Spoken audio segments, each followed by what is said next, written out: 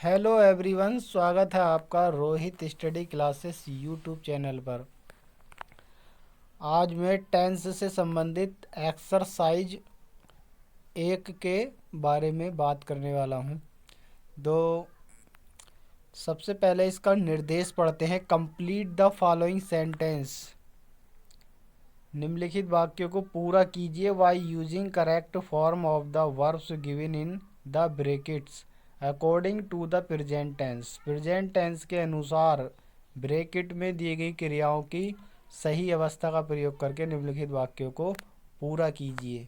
तो यहाँ पर इस एक्सरसाइज में 3 वाक्य ये हैं, 6 और ये 10।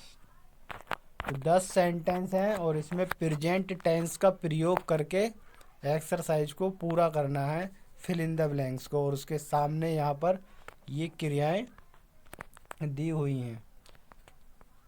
तो जो पहला सेंटेंस है, पहला सेंटेंस में सबसे पहले लिखा हुआ है डज सी नॉट, और इसके आगे वर्ब है स्टडी। तो यहाँ पर प्रेजेंट इंडेफिनिट टेंस का यूज होगा, क्योंकि हेल्पिंग वर्ब के रूप में डज यहाँ पर पहले सेंटेंस में है। तो यहाँ पर डज सी नॉट स्टडी, क्या वह अध्ययन नहीं करती है।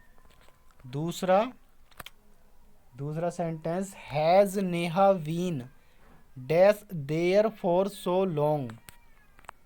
तो हैज़ का प्रयोग हुआ यहाँ पर और बीन का भी। तो प्रेजेंट परफेक्ट कंटिन्यूस टेंस का यूज होगा। तो हैज़ नेहा बीन, लिव का लिविंग हो जाएगा। तो यहाँ पर दूसरे में लिविंग। तो has Neha been living there for so long, क्या नेहा वहाँ इतने समय से रह रही है। तीसरा वाक्य, C always fill in the blanks you, और वर्ब दे रखी है यहाँ पे ट्रस्ट। तो वह हमेशा तुम पर विश्वास करती है। तो ट्रस्ट यहाँ पर इसकी फर्स्ट फॉर्म ही आएगी, क्योंकि ये प्रेजेंट इंडेफिनिट टेंस का वाक्य है। तो सी ऑलवेज ट्रस्ट यू, वह हमेशा तुम पर विश्वास करती है।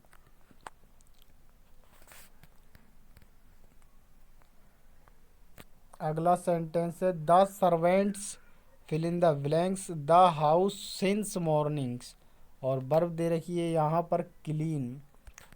तो सिंस मॉर्निंग से पता चल रहा है कि यहाँ पर प्रेजेंट परफेक्ट कंटिन्यूस टेंस का यूज होना चाहिए। तो द सर्वेंट्स के बाद सर्वेंट्स प्लूरल नाउन है। तो द सर्वेंट्स हैव बीन, जो वर्ब दे रखी है क्लीन, तो क्लीनिंग हो जाएगा, क्लीनिंग।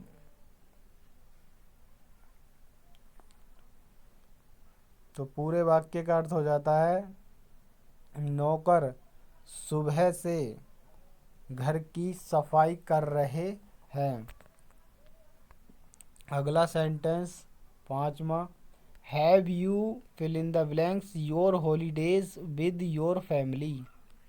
हैव के साथ वर्ब की थर्ड फॉर्म का यूज होता है, तो वर्ब प्रेजेंट परफेक्ट टेंस का प्रयोग होता है।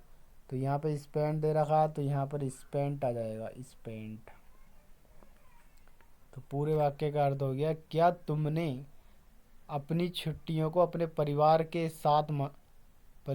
साथ बिताया। छठा वाक्य, मुकुल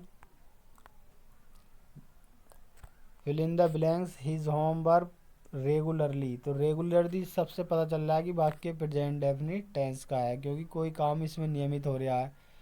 तो यहाँ पर मुकुल वर्ब के रूप में डू है, तो यहाँ डज आ जाएगा मुकुल के बाद। मुकुल डज सिंगुलर सब्जेक्ट के साथ वर्ब की फर्स्ट फॉर्म में एस या ई एस लगाते हैं। तो वर्ब की फर्स्ट फॉर्म में यहाँ पर डू, तो इसमें ई एस लगा दिया। तो Mukul does his homework regularly, Mukul अपना गृह कार्य नियमित रूप से करता है।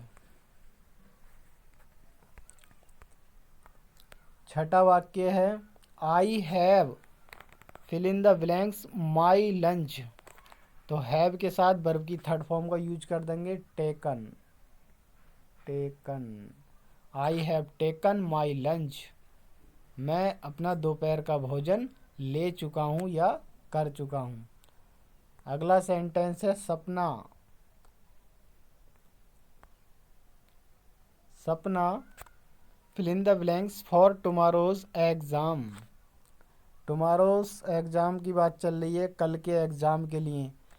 तो जब कोई योजना बनानी होती है फ्यूचर में किसी काम को करने के लिए, तो वहाँ पर प्रेजेंट कंटिन्यूस टेंस का यूज हो जाता है। जैसे कि सपना इज, यहाँ हो जाएगा प्रेजेंट कंटिन्यूस टेंस का यूज, सपना is studying,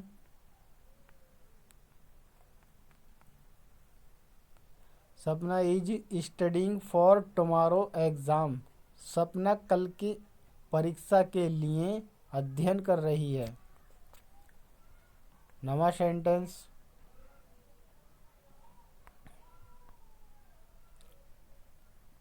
my grandmother fill in the blanks us stories daily, मेरी दादी माँ, डेली की बात आ गई यहाँ पे तो प्रेजेंट डेफिनेट का यूज़ होगा, क्योंकि कोई काम नियमित होता है तो प्रेजेंट डेफिनेट टेंस का यूज़ होता है। तो यहाँ पर वर्ब की फर्स्ट फॉर्म का यूज़ होगा, तो माई ग्रैंड मदर टेल, और जो कि एक सिंगुलर नाउन है तो इसमें एस जोड़ देंगे, tells, my grandmother tells us stories daily, मेरी दादी माँ हमें रोज़ाना कहानियाँ सुनाती है।